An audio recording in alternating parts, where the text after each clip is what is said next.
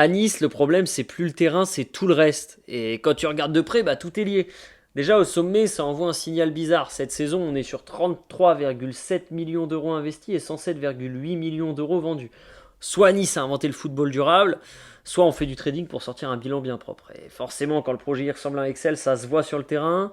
Sportivement, c'est la chute libre. En Europe, on est sur 18 matchs, 0 victoire et en Ligue 1, 6 défaites de suite.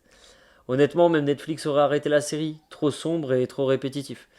Quand ça va mal, bah il y a toujours un match qui fait tout basculer et ce match-là, ça a été Nice-OM. Fumigène, jet d'objets et derrière tout ça, bah, le huis clos.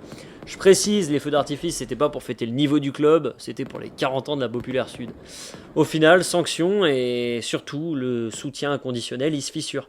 Et quand le soutien se fissure, bah, la tension, elle déborde. Là, c'est plus dans le stade, et bah, il y a des joueurs qui se sont fait agresser, le staff qui a été pris à partie, et là, on parle plus de football. On parle d'un lien club-supporter qui a été brisé. À ce stade, même l'ambiance autour du club, ça devient un symptôme. Regarde, aujourd'hui, t'as même le cirque au GC Nice, bah, c'est une blague de Niçois pour Niçois qui est devenue nationale, voire même européenne. Pour finir, et le meilleur résumé, c'est la voix du club. Constantin, il n'y a plus besoin de commentaires. Même la voix du club, elle a craqué. Abonne-toi à Transversal pour plus de vidéos.